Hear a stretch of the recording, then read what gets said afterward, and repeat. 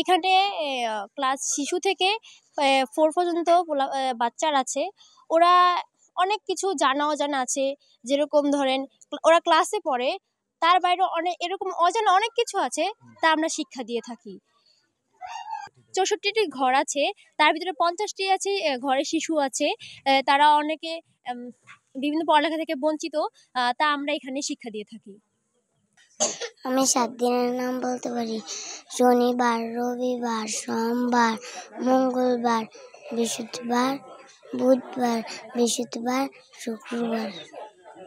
মা কতটি ছোট্ট অতি, কিন্তু জানো ভাই, ইয়ার চেয়ে নাম যে মধুর কি বনে নাই। আমার নাম সাথী। খোকন কবিতার নাম পাঠশালা। খোকন যাবে পাঠশালাতে, সঙ্গে নিয়ে বই, লেখাপড়া শিখবে, খোকন করবে না হইচই। Saturday, Sunday, Monday, Tuesday, Wednesday, Thursday, Friday. আমি মোহাম্মদ শিফন হোসেন। আমি গত 4 বছর ধরে এই কলোনি থেকে আছি। এখানে যে আপনার স্যাররা সুন্দর একটা যুব মানবিক পরিবর্তন যে একটা উদ্যোগ নিছে, এটা আমাদের জন্য খুব গর্বের বিষয়।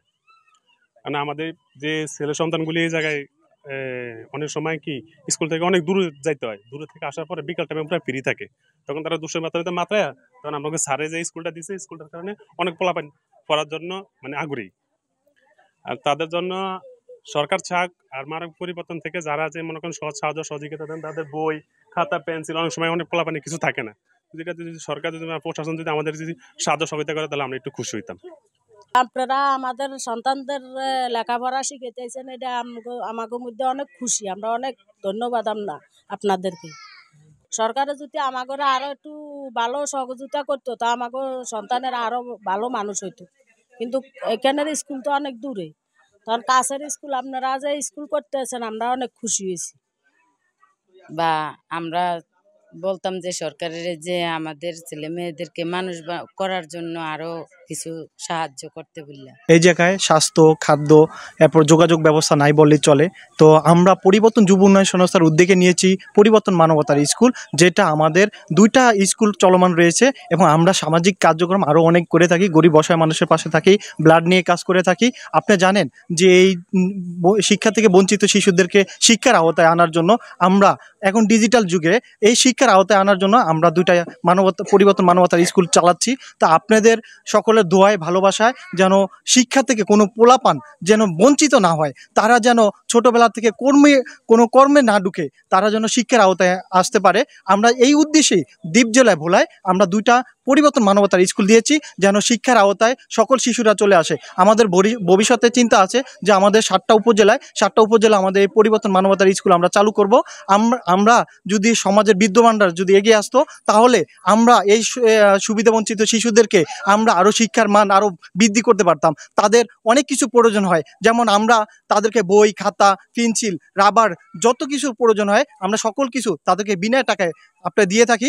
আমরা চাচ্ছি যে সমাজের যে যারা বিদ্যমানরা আছে তারা যদি এগিয়ে আসতো, তাহলে আমাদের এই পরিবর্তন মানবতার স্কুল আমরা আরও দীর্ঘমান করতে পারবো।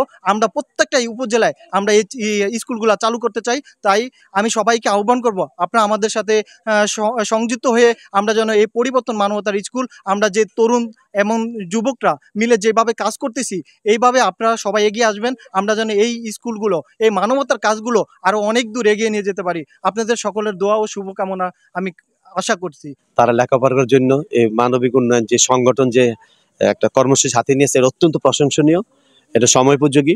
তো আমি মনে করি এই স্কুলের শান্তি শৃঙ্খলা পরিবেশ সুন্দর রাখার জন্য স্থানীয় লোকজন, এখানে আমি কয়েকজনের সাথে কথা বলেছি, তারাও আমার মতে একমত হয়েছে, তারা সহযোগিতা করবে। এখানে কোনো আড্ডা দেওয়া যাবে না, বাইরের কোনো ছেলেরা আড্ডা দিবে না। এখানে আমাদের ছেলে মেয়েরা যাতে ভালোভাবে গড়ে উঠতে পারে, অনুকূল পরিবেশ হয়, সেই জন্য আমি তাদেরকে পরামর্শ দিয়েছি। তো আমি বিশেষ করে স্কুলের ছেলে মেয়েরা এখানে শিশু শিক্ষা হতে আরম্ভ করে ক্লাস 5 পর্যন্ত, এবং এখান থেকে লেখাপড়া করার পরেও তারা যাতে এমনি সরকারি স্কুল বা বিভিন্ন প্রতিষ্ঠান যেতে পারে।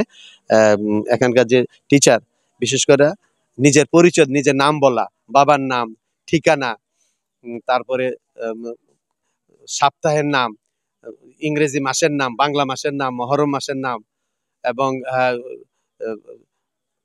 মুসলমান বিভিন্ন ধর্মের আছে 5 ওয়াক্ত নামাজ, তারপরে হালাল হারাম, সত্য মিথ্যা কুফল, এই বেসিক জিনিসগুলো এখানে আমি আশা করব টিচারকে আমি অনুরোধ করছি।